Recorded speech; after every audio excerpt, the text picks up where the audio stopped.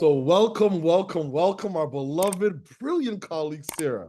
We so appreciate your consistent leadership and solidarity. And as always at Setsi, we begin all things by acknowledging, giving thanks to our creator. We acknowledge all the original stewards of the various lands we're on. We acknowledge all our ancestors, all those who toiled without compassion or compensation. We acknowledge all our elders and community stalwarts whose shoulders we stand on as we build, share, and learn together for our collective liberation and sovereignty. So Sarah, can you please introduce yourself to our listeners and viewers and share a bit about your remarkable work?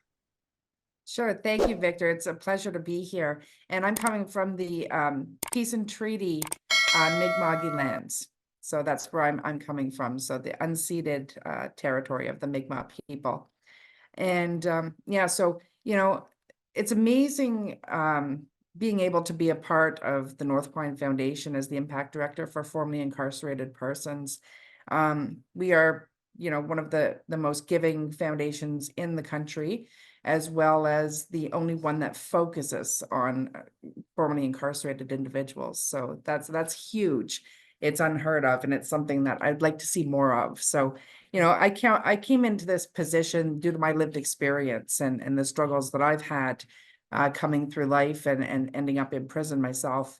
And, to be able to be afforded this opportunity to give back and try and, change the way, not only society and government looks at individuals who have been impacted by the criminal justice system, but also to, find solutions to help people reintegrate successfully and not be caught in that cycle of incarceration. It's an honor, and to have, the most important thing is that I'm trusted by these individuals to be their voice and to stand up and work on their behalf to make these changes to make everything easier and break down those barriers and that stigma that surrounds them and have them be successful in who they are and who they can be, and that potential that's so often overlooked and untapped. We've got a wealth of resource within this community with these individuals who are intelligent and bright and have so much potential, and they're so often overlooked because of the fact that they've made some choices in their life for whatever those reasons are. It's really sad to see that society just kind of pushes them aside and whatnot.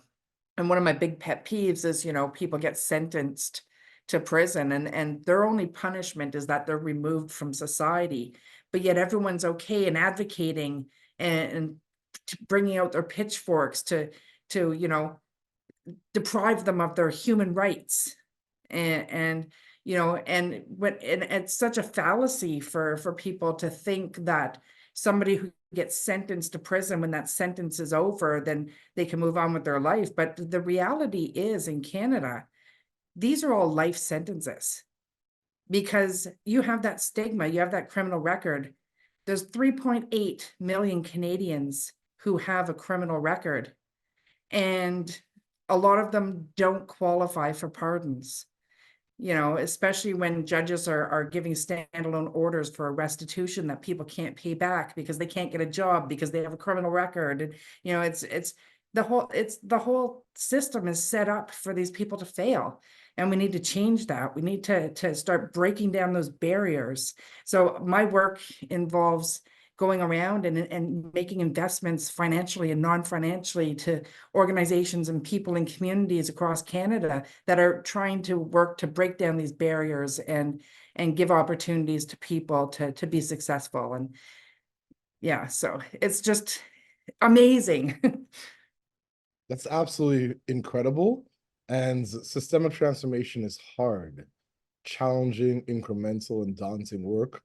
And yeah, since the first day we met, so we met a while ago now, in terms of your role, not only did your passion come out in our conversation, but just your humanity and the fact that you genuinely care. And I think that that's something that is rare in many ecosystems and sectors. And just, yeah, I just wanted to just, give you your flowers right now, just Yeah, just to say that I really appreciate all that you do for so many, because the work that you're doing and the investments that you're making in the organizations on the front lines of some of this work is very challenging. It's not easy. Like I could tell you, I've worked in that ecosystem. It's not easy at all. So once again, I appreciate all that you do for so many. Thank you Question? so much. Oh no, thank you, thank you. So my next question: what's inspiring you right now in your work? What has you curious, or what's keeping you up at nights? Oh, so many things. What's really inspiring is, really seeing the impact and the communities and the bringing people together. I think one of the biggest issues that we have with people and organizations that work with formerly incarcerated or currently incarcerated is that there's no collaboration. Everyone's working in their silos. And it's designed that way. Traditional funding and government funding is designed to keep people working in silos, because united, we're strong and we can make change, and they don't want that. So I think, investing in organizations and then people around them, like in Halifax, that's one thing that we did in the HRM. Is my first investment with Coverdale Justice Society for Caitlin's Place is a bail house for women and gender diverse individuals, and that was in the fall of 2021 that we made that investment. And within 7 months, the Department of Community Services committed to permanent core operational funding. But we also invested in community partners around them for a learning community, and it turned out to be one of the best things that we've ever done, because they all contributed to parts of what was needed to offer those full supports to people and be successful. And I can tell you, if people, I always say that a healthy community isn't one that's free of crime and free of mental illness and free of that. It's a community. A healthy community is one that when they see someone struggling, they wrap around that person and they support that person. And that's what a healthy community is. And my goal is to create those across Canada. And I mean, if the taxpayers listen to all the stigma out there and all the false claims about, safe communities, well, they should know the realities of it. A safe community is what we're creating by supporting these people. The big stigma and the reason why nobody wants to invest in incarcerated or formerly incarcerated people is they think, well, we don't want to give money to criminals. And the thing is, if you're investing in the well-being and the success of these individuals, you are creating safe communities. Putting them in prisons and further victimizing them and oppressing them is creating unsafe communities. They're not getting the help that they need. So we need to change society's views on what that looks like. What keeps me up at night is, seeing these false claims and politicians, especially, with the PC leader just announcing, his false claims about 40 individuals being arrested 6,000 times in Vancouver. So we need to be tough on bail for violent crimes. But, the reality of it is these weren't individuals that were being arrested for violent crimes. And they weren't even all arrests. That was 6,000 points of contact from police. So, the reality is when you're taking information and you're shifting it to serve your own purposes, you're creating unsafe communities, because now you're not addressing the real issues. What you're doing is you're creating panic, and you're creating more stigma, and you're perpetuating further oppression, further marginalization, further victimization of these individuals. And, it's, there's a lot of things that I've experienced personally throughout my incarceration, violations of human rights and stuff. And, I can openly speak about the fact that I was sexually assaulted by a guard in prison. And of course, right away, it's like, oh, that's criminal. And there's a dozen other victims that came forward. There was people coming forward 7 years prior to me coming forward who it was swept under the rug. You know, and that's the problem too with Correctional Service Canada is, you know, they're so secretive and they keep everything buried. So society doesn't know the realities of what goes on. You know, I was in there because I committed crimes and I was paying my debts to society by being removed from it. But my punishment shouldn't have been being raped by a guard. You know, nobody deserves that. But yet society, you know, seems to think that that's okay because they deserve this kind of punishment. And that's not the reality of it. And what really, really keeps me up at night is knowing that there's so many more injustices that happen every single day behind bars and in community. And, you know, how can we really make those changes to address those issues and get people, you know, talking about what really matters? You know, these are members of community. And it's funny how a lot of people don't care until it happens to them or someone close to them. Now it's an issue. Well, why isn't it an issue when it's happening to your community member that you don't know? You know, like we talk about rule of law. Rule of law affects society as a whole. Without rule of law, society suffers. So we need to really address all the issues that surround it. And I'll say, you know, the stigma and the comments that came about my case in particular, you know, oh, they're a criminal, don't worry about it, you know, they deserve that, things like that. Now this person gets sentenced, this guard, and I show up for sentencing with my victim impact statement. And to me, you know, Northpine, we have a core value of kindness, and that's something I live every day. And for me, showing up with all this resentment and hate would not do myself any good or the perpetrator. So what I did was I showed up with my victim impact statement. I talked about the negative impact it had on me personally, but I ended it with wishing that he would get the help that he needs to better himself. Because now I know he's going into an environment, prison, where he will not get that help because it's not afforded there. And I want him to be a better person so that he can stop harming others. And I told him I forgive him. And I hope he can learn to forgive himself so he can start the healing journey. And just to reference that, I applied to have the publication ban lifted as it pertained to me, which I was successful, and it set a precedence in the Supreme Court moving forward, which is great for victims moving forward. And he was invited by the Crown to that hearing.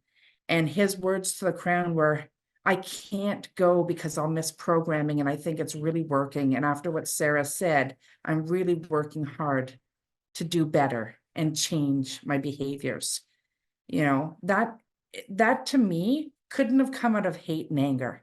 It could only come out of love, compassion, and kindness. So if everybody would show a little more kindness and compassion, we could change this country, we can change this world. We just all have to, you know, realize that we're all human beings. We all deserve the same opportunities. We just don't all get them. So what can we do to make those opportunities available to those who are at a disadvantage? I'm speechless. Thank you so much for your vulnerability, your courage, your tenacity, your resilience, and your incredible compassion, mercy, and grace. And compassion, mercy, and grace are things that are rare in a capitalist colonial society. And just yeah, thank you so much for sharing that with us. And yeah, just I always think of that quote that speaks about building more prisons to stop crime and violence is like building more cemeteries to stop cancer.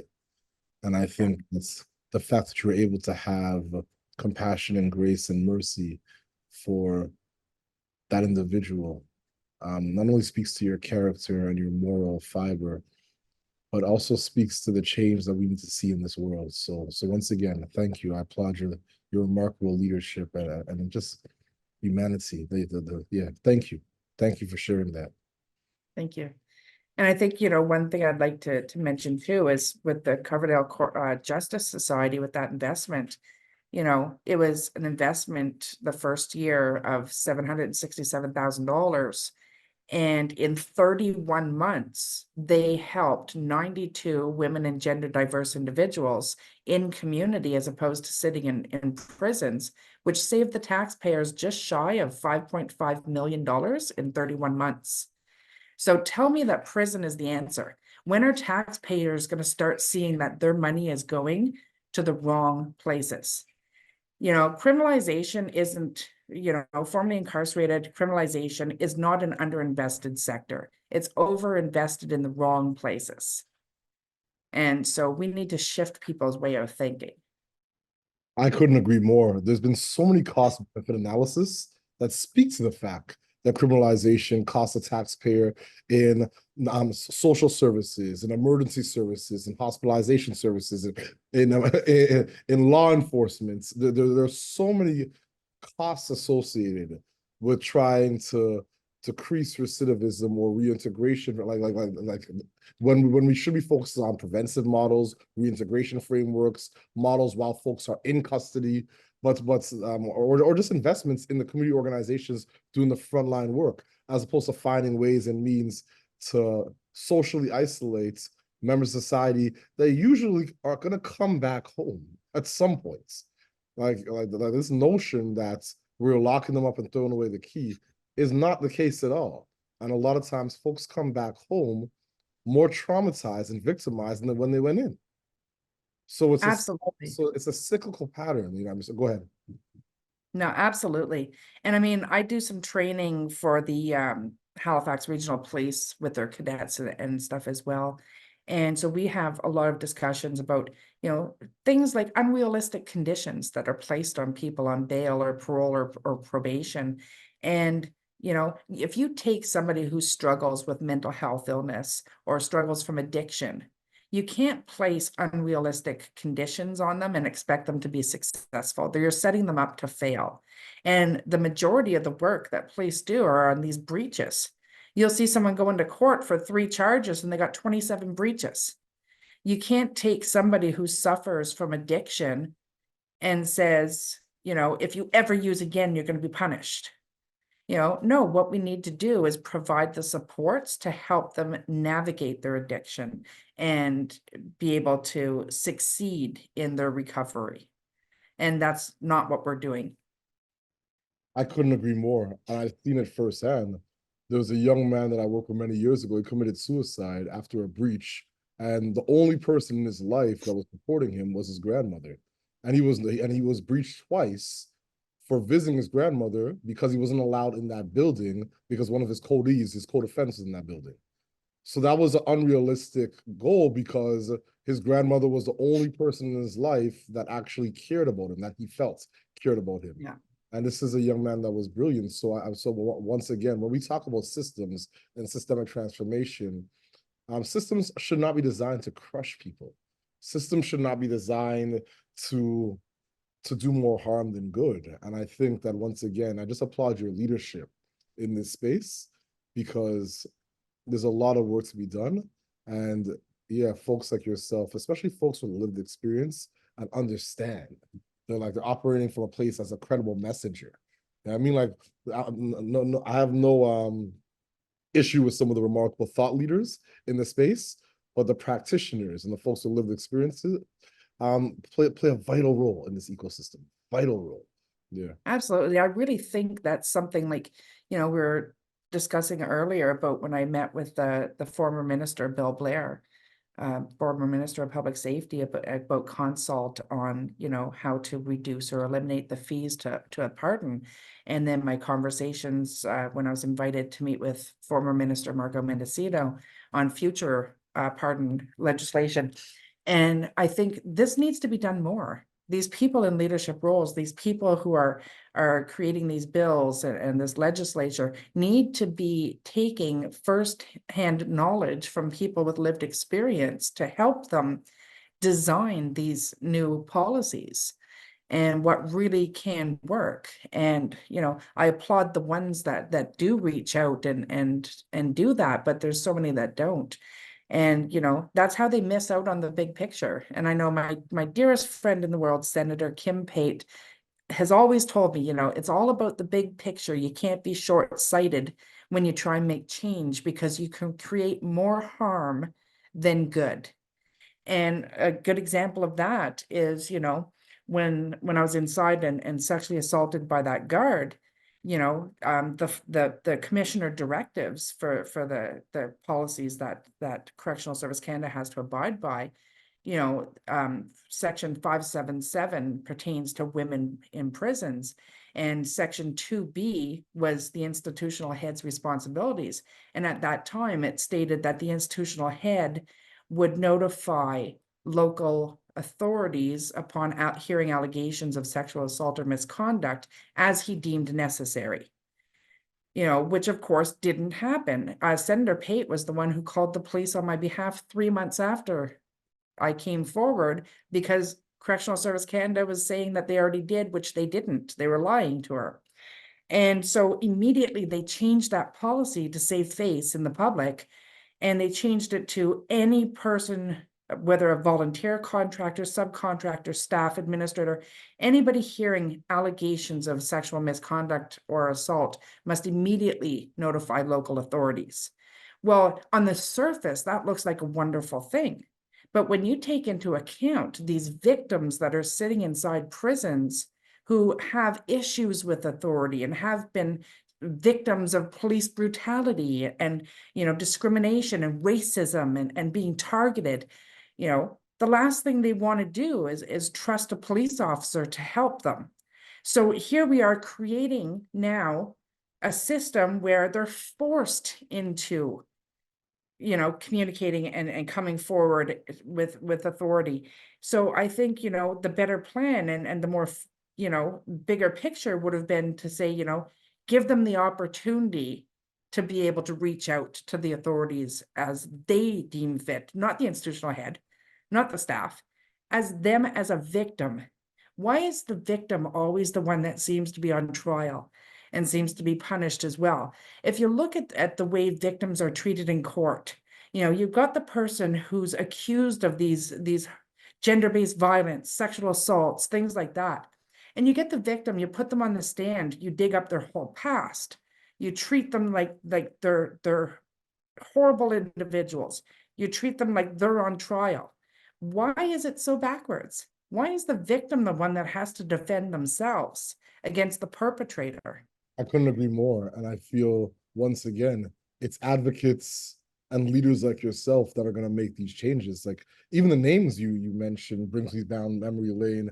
I remember, I don't even know, Ivan Zinger, the correctional investigator, Howard Sapers, all these folks. I remember Bill Blair being remarkably fair in terms of my interactions with him. And yeah, but this was before he was an MP, when he was the chief of police in Toronto. And definitely, I remember Mendocino being very open to my colleagues at YACE and other organizations, grassroots organizations, working diligently to create better public safety. But I couldn't agree more with you in terms of the changes that need to be done from a top-down approach. And the fact that once again, giving folks their flowers while they're here to receive it, Senator Kate, like she should not have had to make that phone call 3 months later. And that's a systemic challenge. That's a structural barrier. And until folks like yourself are positioned, well, and currently you are, to make investments, but not just investments, to actually play a role in terms of decision-making, policy development, policy interventions. We're gonna have a system that deprives people of their basic human rights, and that leads to strife, contention, and not the society that I don't think anyone wants to live in. I mean, so I couldn't agree more. My next question: do you have a set of key priorities right now in your work, like some key specific priorities? Well, there's a couple things that I'm working on to try and break down those barriers, and so I can probably speak on a couple of them. Obviously, main priority is getting people to recognize that community is the answer. So that's obviously a big priority. But also, one of my our investments in the Mount St. Vincent University's prison education program that was designed by Dr. L. Jones, one of my dearest friends that I've known longer than anyone through incarceration. You know, it's breaking down those barriers to education. And so what are some more policies we need to change? Well, back in the early 2000s, they removed internet access from the prisons because they were trying to mitigate risk of people trying to organize escapes or contraband or whatever. But since then, there's been so much technology that's come into play and so many programs that can, block access to certain things. So why have we not changed these policies to allow internet back into the prisons for educational purposes? That's a big thing that I'm working on. So I've been working on that. So as it is right now, the funding for what we've given is it's so tedious, and there's so much that goes into it. And I commend Dr. L. Jones and the students that she works with, because they have to take all the programs, the degree programs that they're offering, and which is anything that anyone asks for, and transform them all to fully offline. Because right now you can't get an education fully offline.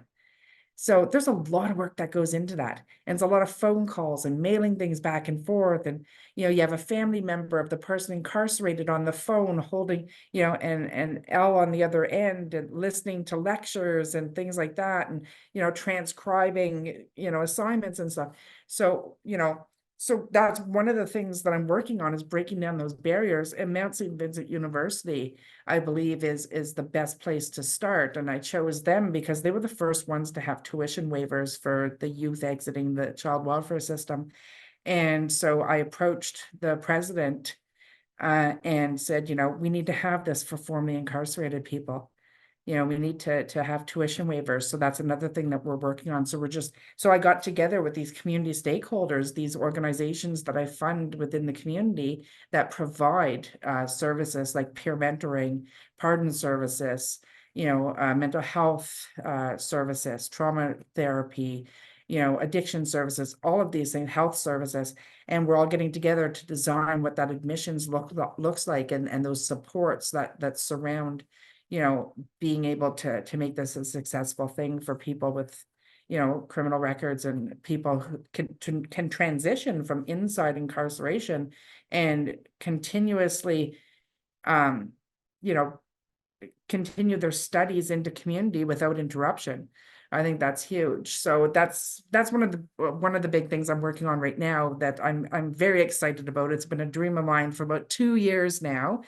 And so it's finally coming into fruition, and it's exciting to see, because that's going to break down a lot of barriers. But again, it references back to that, we are giving people life sentences. Like, I spent 5 years on an 8-year sentence inside. I was out on parole for just over 3 years. And, I did a lot within that 3 years because I wanted to first prove to everyone who is struggling that it's possible, but also, to position myself in a place where I can have that privilege and that power and strength behind my voice. Because when I say something, I've lived it. Like, I came out on parole, I didn't have a single breach or anything, not even a warning. I bought a house. The closing date on my house was the day before my warrant expiry when my sentence ended, things like that. I've been working in community. I've been volunteering. I've been on several boards and committees. I've changed policies. I've given standing testimony in the Senate. I was introduced in the Senate a couple years ago, all these wonderful things and this work that I'm doing. And yet I don't qualify for a pardon.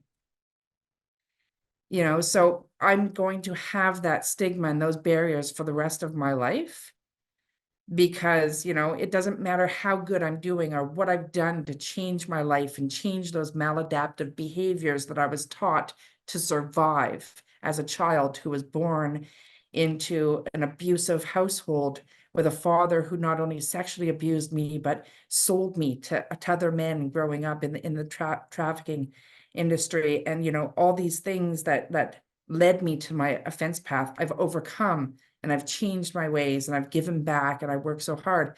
And yet I'm always going to have that life sentence of having that criminal record held over me. So how is that giving anyone the ability to change their lives and move on? It's an everyday battle just to try and prove yourself and it shouldn't be that way. My work, my commitment to my community, and everything should speak for itself. But yet I'll always have that held over me. But I'm actually going to try and apply for clemency at some point. So let's see if that works.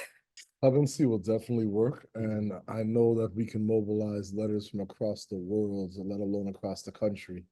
And yeah, I just once again appreciate your candor and your leadership.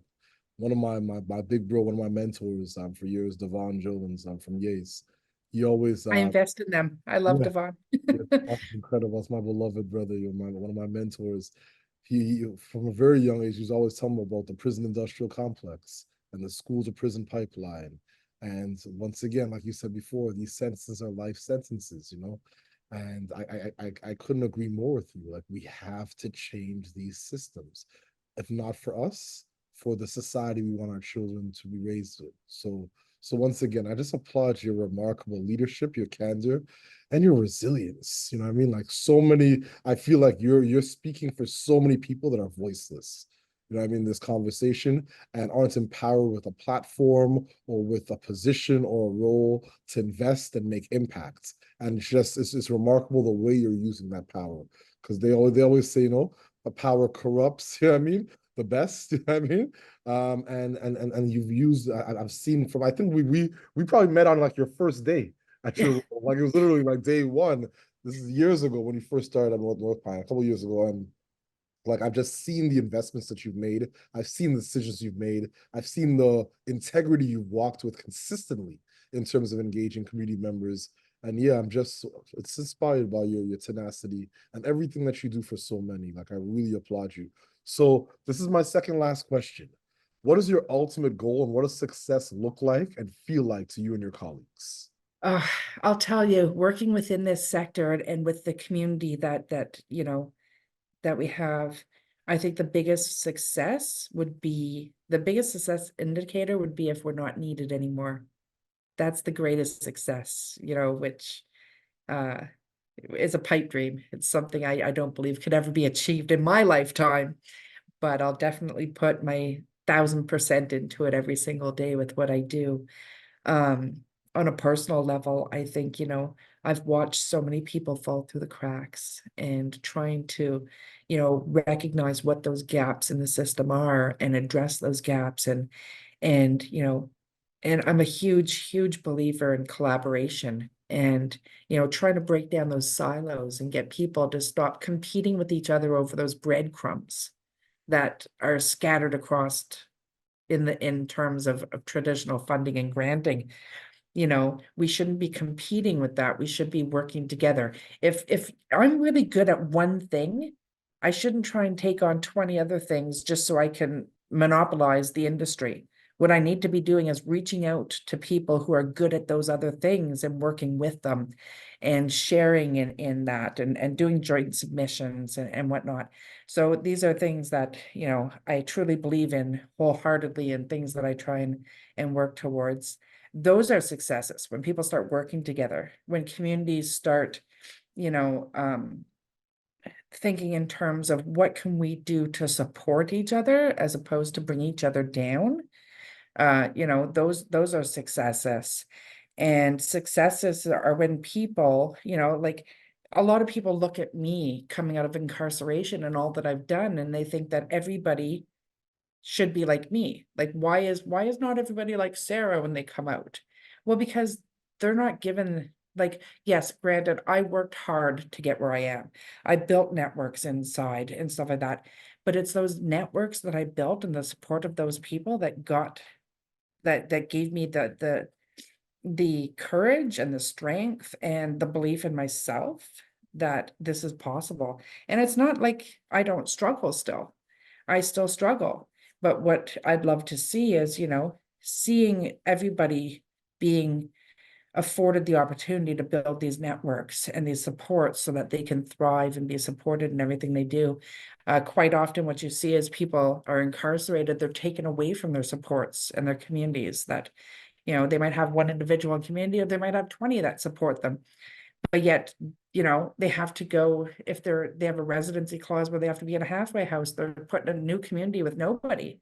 So how are they supposed to succeed when they don't have the support of the people that help them realize their worth and you know, help lift them up and help them to you know, just be there and, you know, so these are indicators of success is that we can start collaborating and building communities and changing society's views on what criminalization really looks like and what it is and the realities of what actually goes on.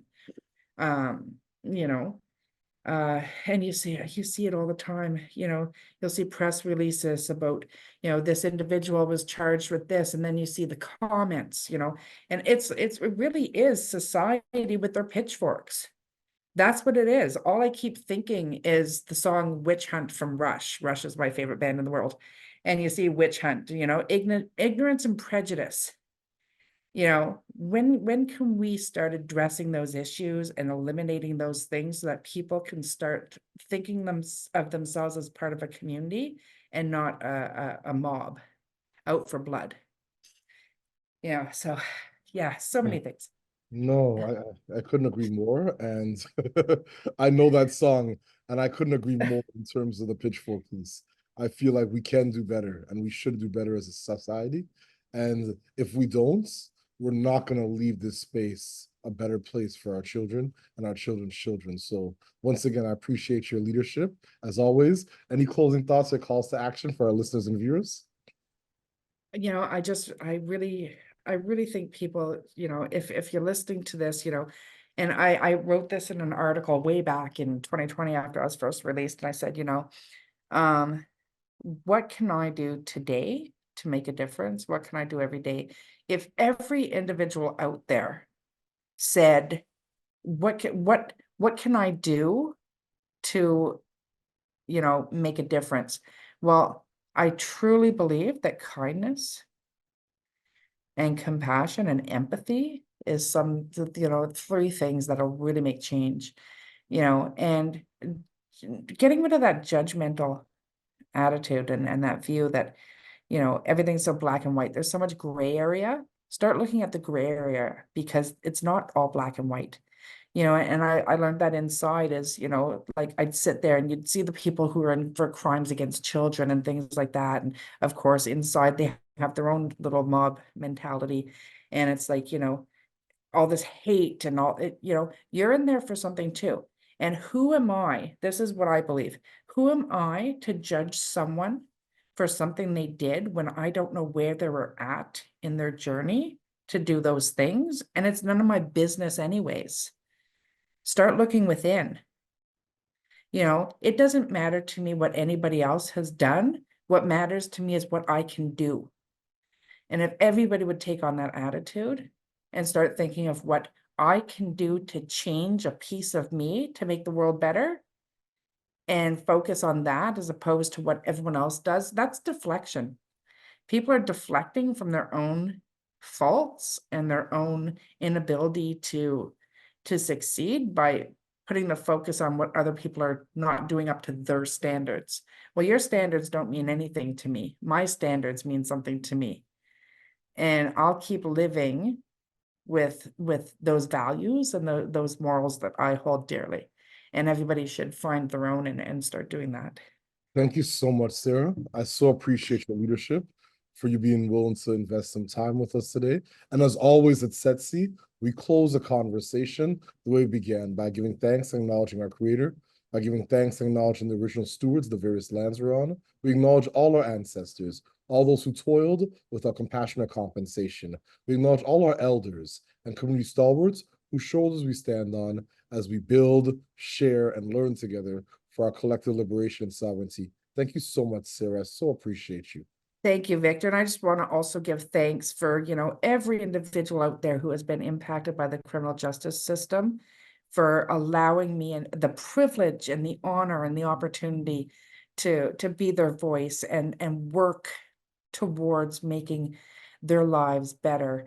And I also really want to give, you know, so much thanks for the Northpine Foundation, for John and Kathy and Atif for, you know, having the you know, looking at me as a worthy candidate to take on this role and affording me this opportunity to do the work that I do, because without them and their vision for a better Canada, and, you know, for recognizing that this is a sector that deserves to be looked at and focused on, you know, I couldn't thank them enough for this opportunity. It's a once in a lifetime opportunity that has been given to me, and I'm just so blessed, and I can't ever show my gratitude enough for them, and, you know, but most importantly, the people I serve. Indeed, indeed. That's remarkable. Thank you so much for that, and sharing that love and appreciation, because gratitude is one of the most important sentiments that we can have on a daily basis. We give thanks. Thank you so much.